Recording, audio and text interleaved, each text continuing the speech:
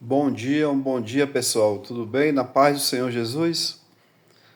Hoje eu quero falar um pouco sobre o personagem da Bíblia chamado Jonas.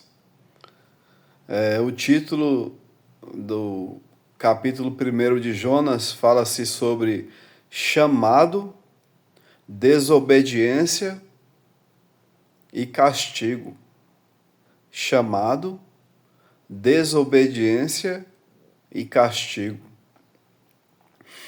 Deus pede para que Jonas se levante e vá à terra de Nínive, porque o pecado daquela nação já tinha subido diante de suas narinas e a taça da ira de Deus já tinha se acendido contra aquele povo.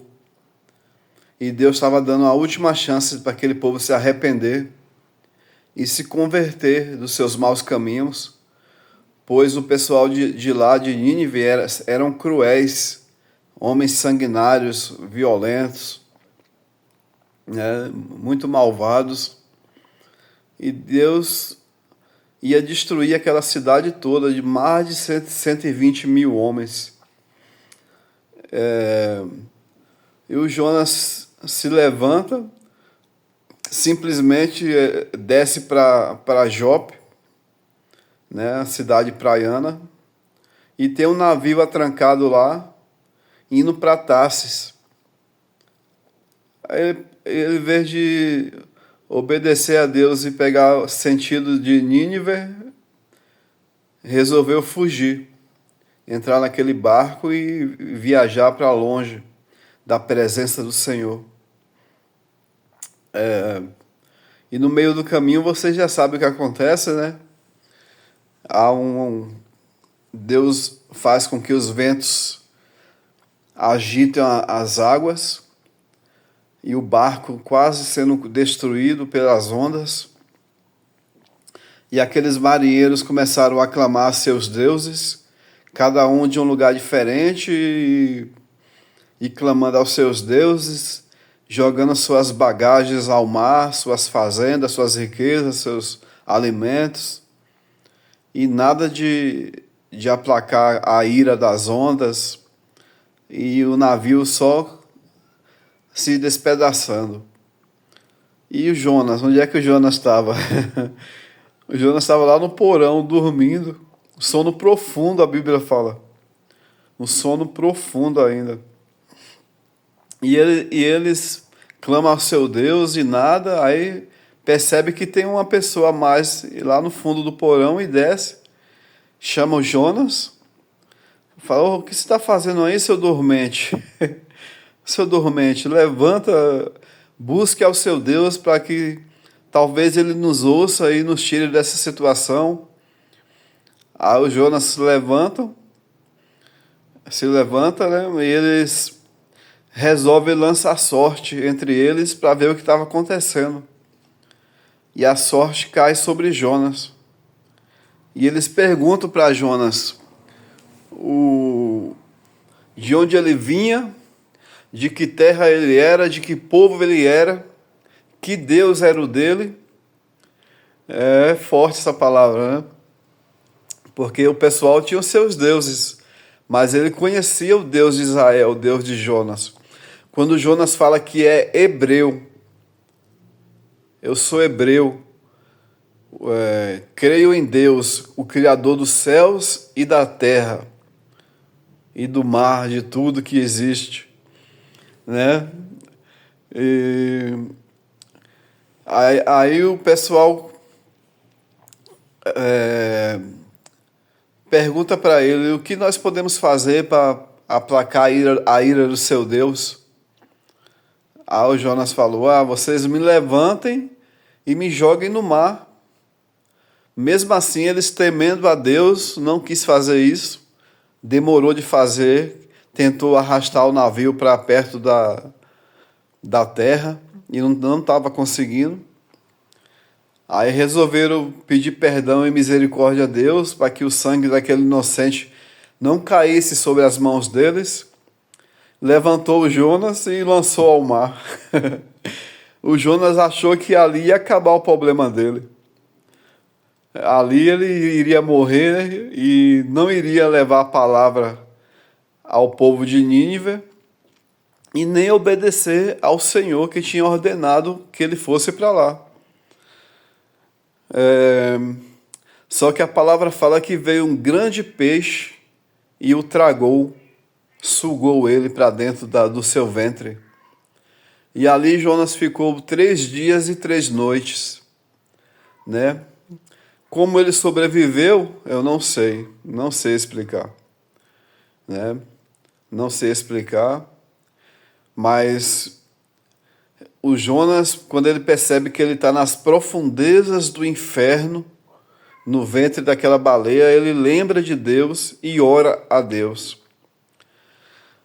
E assim eu falo para você, quando você se sentir nas profundezas do inferno, no lugar onde ninguém vai acreditar mais em você, no lugar onde você acha que não tem mais saída, um lugar de aprisionamento, um lugar de pecado, um lugar que você se esconde, um lugar que você acha que não tem mais solução para a sua vida, clame a Deus, lembra-te do teu Criador, do teu Senhor, porque você conhece a verdade, você conhece a palavra.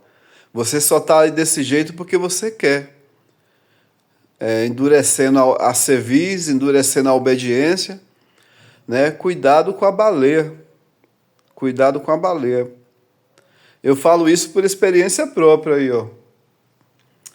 O Senhor tem me chamado já há tempo. E eu estou fugindo da responsabilidade, porque eu sei que é grande a responsabilidade de ser um homem de Deus, de ser um homem obediente, temente a Deus, que obedeça a palavra, que anda em sinceridade. É difícil. Os pastores sofrem aí. O pessoal critica muito pastores, mas os pastores sofrem muito. É muita pessoa para cuidar ao mesmo tempo e muitos pecados escondidos, muitos problemas de família, tudo tem que resolver. Tudo sobra para o pastor e se não resolve, é criticado. Se resolve, também é criticado. Então, Deus tem um chamado em minha vida, né? Eu sei disso, eu estou buscando o meu propósito diante dele. Eu resolvi obedecer antes dele me machucar, 3 meses antes.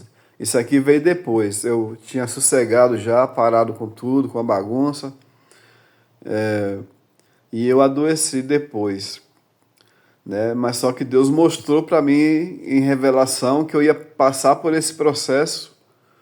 E ele falou que o início de uma enfermidade seria o início de um grande milagre em minha vida. E eu estou buscando obedecer agora. Né? E o Jonas foi cuspido pelaquela baleia na cidade de Nínive, saiu desesperadamente, 3 dias e 3 noites, se eu não me engano, pelas ruas gritando, arrependam-se, arrependam-se. Ele não teve nem muito carinho em evangelizar o povo, não, só saiu falando que ao arrepender, senão Deus ia destruir toda aquela terra, aquela cidade. E o povo, o que ele pensou que não ia se arrepender, rasgaram as suas vestes, se sentaram nas cinzas, se arrependeram, entraram em jejum, até os animais, e Deus dos céus olhou e teve misericórdia daquele povo e salvou. E o Jonas viu que Deus salvou aquela nação, saiu com raiva. Saiu com raiva. Alguns historiadores falam que o pessoal de Nínive, o pessoal de Nínive, cachorro chato aqui, o pessoal de Nínive tinha matado a família dele, né? Se eu não me engano, os pais ou os parentes dele. E ele tinha essa revolta dentro dele. Ele queria mais que Deus destruísse aquele povo, porque o povo era cruel, era maldoso. Mas Deus é um Deus compassivo, que demora em irar-se. Ele demora em irar-se e castigar uma nação, ou um estado, ou um povo, né? Então, Deus ele é paciente. Nós, seres humanos, não. A gente quer que os nossos inimigos paguem, né? Por todo o mal que eles nos fez. Eu mesmo não tenho inimigo nenhum, mas tem muitas pessoas que é minha inimiga, que por saber que Deus tem um chamado em minha vida, tento atrapalhar, tento atrasar esse chamado, né? De várias formas que você pode se imaginar, né? Desde macumbaria, feitiçaria, desde casinha, né, contra a minha vida, várias cenas que eu já passei de livramentos que Deus me deu, de comida preparada, de você comer e passar mal. Só que eles não conseguem o objetivo deles, que é matar. Mas só que causa alguns problemas na nossa vida, né? Mas desde quando você está em pecado, você está dando lugar ao diabo, de uma brechinha que tiver, ele pega e faz um arrombo. Ele rebenta com a nossa vida, só basta dar uma brechinha. Então se santifique, se separe para Deus, obedeça, obedeça, obedeça. Não faça que nem Jonas, né? Que teve o chamado, fugiu do chamado e veio o castigo sobre ele. Até que ele se arrependeu, né? E Deus salvou a multidão de pessoas, uma nação salva pelo evangelista Jonas. E depois da salvação daquelas vidas, ele, cansado, sobe ao monte, deita debaixo de um monte, e Deus faz nascer uma arvoreira, uma plantação que cobre ele, dá sombra para ele. É o cuidado de Deus para quem obedece, para quem faz a vontade dele. Esse é o cuidado de Deus. E quando no outro dia o Jonas está dormindo demais, o Jonas gostava de dormir também, viu? Não que nem eu.